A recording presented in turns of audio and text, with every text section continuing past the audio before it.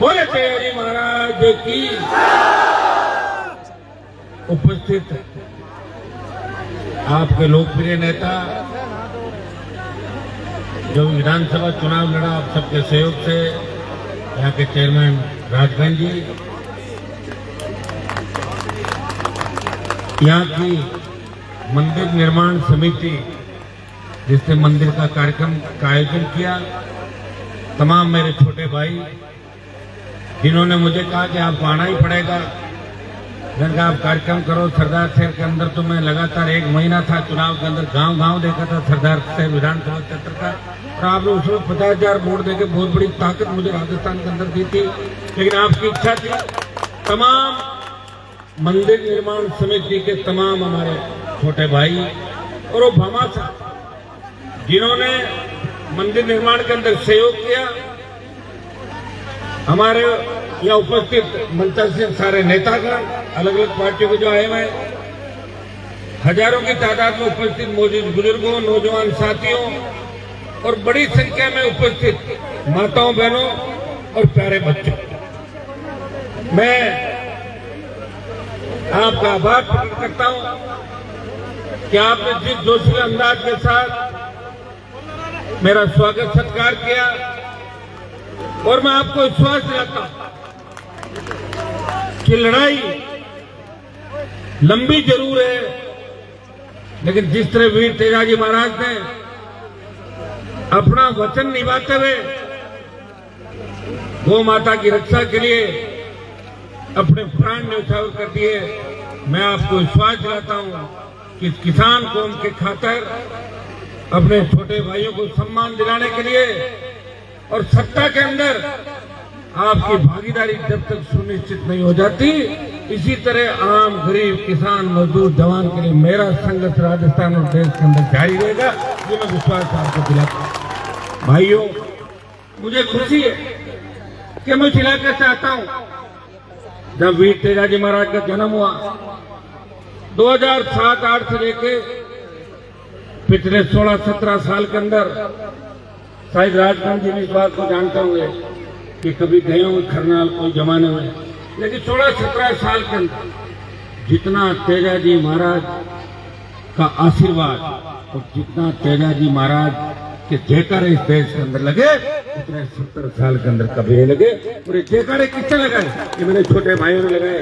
और आज मुझे खुशी होती है जब मैं बेंगलोर के अंदर जाता हूँ, जब मैं चेन्नई में जाता हूँ, जब मैं पुणे, अहमदाबाद, सूरत और तमाम नॉर्थ ईस्ट से लेके जहां जहां हमारे भाई रहते हैं, कहीं चूरू के किसान के बेटे हैं, कहीं नागौर के, कहीं बीकानेर के, कहीं गंगानगर, हनुमानगढ़, सीकर, चूरू, झुंझुनू, आपका तमाम जो जयपुर मेवाड़ का इलाका, जहां मैं कई कार्यक्रम में जाऊंगा, इस राजस्थान के तमाम किसान के बेटे, चाहे वो देश के किसी भी कोने के अंदर बैठे हैं, वो मजबूती से वहां इस राजस्थान का मान सम्मान भी बढ़ा रहे, हमारे समाज का सम्मान भी बढ़ा रहे।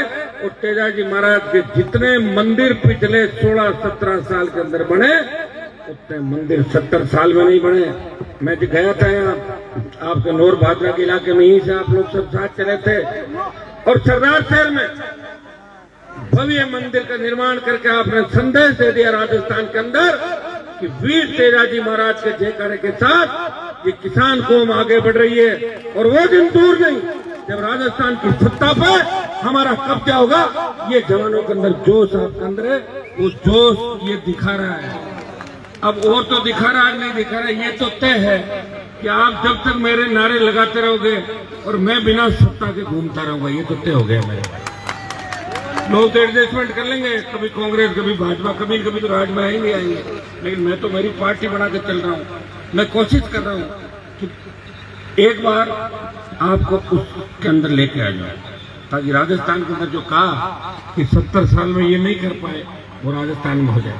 लेकिन हम अकेले से नहीं होगा राजस्थान, हमें शेड्यूल कास्ट के भाइयों को साथ रखना होगा, हमें ओबीसी के उन तमाम भाइयों को जो आजादी का आंदोलन के अंदर, चाहे सामंतवाद के खिलाफ जो कंधे से कंधा मिला के हमारे साथ लड़ाई लड़ रहे थे, हो सकता है कि आज राजनीतिक महत्वाकांक्षा की वजह से कई लोग हमारे खिलाफ हो गए, लेकिन उस आजादी के आंदोलन में सामंती ताकतों के खिलाफ लड़ने में वो जातियां उस समय भी हमारे साथ खड़ी थी, जो आज हमारे साथ आने को तैयार है। बस आप दोनों हाथ फैला के उन्हें गले लगाए, उस अंतिम छोर पे बैठे पीड़ित शोषित तबके को आप गले लगा के चलेंगे तो निश्चित रूप से राजस्थान के अंदर सत्ता आपकी आ जाएगी।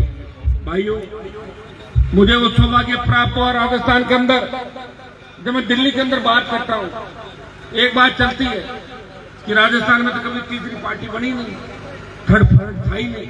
तब एक बात चलती है, लोग कहते हैं कि राष्ट्रीय लोकतांत्रिक पार्टी किसान के बेटे ने बनाई राजस्थान के अंदर, और उस राष्ट्रीय लोकतांत्रिक पार्टी के बाद दूसरी जो पार्टी बनी वो भारतीय आदिवासी पार्टी बीएपी बनी है, और दो शासक, एक आरएलपी का और एक बीएपी का, इस देश के किसान और जवान के लिए लड़ रहा है, वो देश के दलित के लिए लड़ रहा है, देश की महिलाओं के लिए लड़ रहा है, देश के मध्यम वर्ग के लिए लड़ रहा है। जब अग्निवीर लाया जाता है तब देश में कोई आवाज नहीं उठाता। उन फौजी भाइयों के लिए और मेरे छोटे भाइयों के जज्बे के लिए अगर कोई लड़ाई लड़ता है तो नागौर का शासक इस अग्निवीर भर्ती को समाप्त करके आपकी तकलीफ को समझता है। जब देश का किसान तकलीफ के अंदर होता है, पंजाब से आंदोलन उठता है, राजस्थान में आंदोलन नहीं था। जब तीनों कृषि बिल आए थे तो भारतीय जनता पार्टी के कई सांसदों ने अपने फेसबुक अकाउंट पे डाला था कि मोदी जी कितने अच्छे कानून लाए।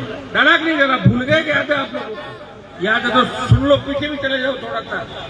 भाइयों, पंजाब से आंदोलन हरियाणा से उत्तर प्रदेश और दिल्ली तक आया।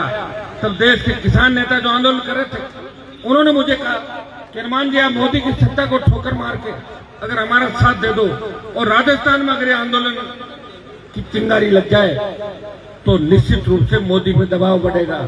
भाइयों, उत्तर भारत के अंदर अगर आपकी कौम में से किसी सांसद ने मोदी की सत्ता को ठोकर मार के आपका सम्मान देश में बढ़ाया, वो आपके सामने खड़ा है, जो सत्ता को ठोकर मार के आपकी लड़ाई। मैंने कहा था कि मैं कांग्रेस भारतीय जनता पार्टी से बिना गठबंधन राजस्थान का लड़ूंगा।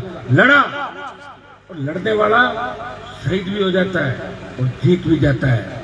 हो सकता है मेरी सीट एक कम हो गई होगी, लेकिन दोबारा जब मैं कांग्रेस अलायंस के साथ आया तो जिस कांग्रेस का खाता नहीं खुल रहा था, 11 सीट गठबंधन में लेके हम वापिस पहुंचे, 11 सीटों के साथ पहुंचे।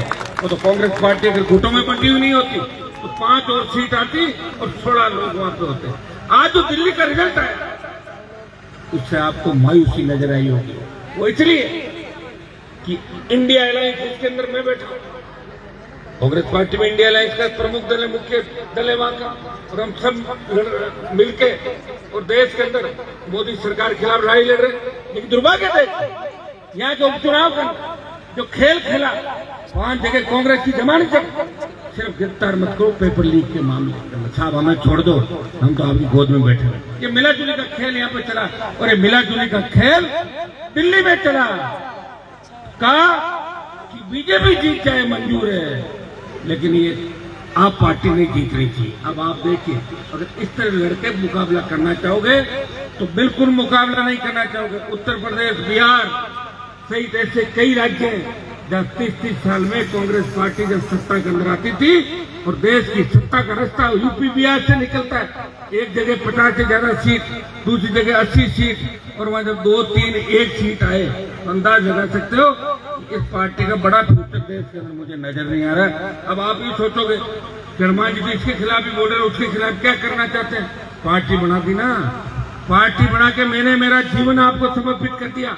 अगर आप वोट दोगे और लड़ लूंगा 28 तक, और नहीं दोगे तो आपसे हाथ जोड़ के कहूंगा अब आप संभालो और मजबूत आदमी ले आओ 30 साल लड़ने के लिए। कि उम्र तो फिर उम्र मेरे हाथ में थोड़ी, उम्र अगर 200 साल और आ जाए अलग से तो मैं और लड़ लूंगा, ढांडी चला जाऊंगा। भाइयों, मैंने प्रयास किया, कोशिश की, और वो कोशिश और प्रयास का ही परिणाम था कि राजकरण जी 80,000 पे पहुंच गए। शुरुआत जो 47,000 की थी, आप 80 पे पहुंचे ना, 80,000 आए, कितने 80,000, तो 47 की शुरुआत थी, 80,000 पे पहुंचे। थोड़ी हिम्मत रखो, हिम्मत नहीं रखोगे बीच में गाड़ी इधर उधर हो जाती, फिर वो 80 के 1 लाख भी हो सकते। मैं हूं ना 3 के अंदर 37, तो धर्मेंद्र हेमा मालिनी मेरे खिलाफ आए थे। उस समय धर्मेंद्र हेमा मालिनी का कितना बड़ा नाम था 20 साल पहले। बताओ, लोग तो धर्मेंद्र को देखने के लिए कूद जाते थे। उस धर्मेंद्र हेमा मालिनी से लेके तमाम वो बड़े घराने राजस्थान के जो ये कहते थे कि हनुमान क्या कर लेगा, उन तमाम घरानों की मदद करी जो वो पीड़ित थे, तकलीफ में थे। कोई राजस्थान में ऐसा नेता नहीं है जिसने मेरे से मदद नहीं ली। हाँ, ये सही है, किसी ने 18 में बंद कमरे में आके प्रणाम किया और किसी ने 23 के अंदर किया, लेकिन एक एक नेता ने मेरे से मदद नहीं की। और जब मुझे आवश्यकता पड़ी तो मेरी मदद करने के लिए कोई नहीं आया। मेरी मदद सिर्फ इन जवान और किसान के बेटों ने की। और भाइयों, मेरा दिल देखिए, जब भी आज इस प्रदेश के अंदर जिस तरह पेपर लीक की घटनाएं हो रही है, अभी आपने 15-20 दिन पहले देखा होगा कि जो नई आबकारी नीति बनी है, मैं तो शराबबंदी की बात करता हूं कि प्रदेश में शराबबंदी होनी थी गुजरात की तरह। तब छोटे ठेके दिए गए, छोटी दुकान, एक्स आर्मी, रिजर्वेशन, जिससे बच्चों को रोजगार मिला। अब नई शराब नीति करनी,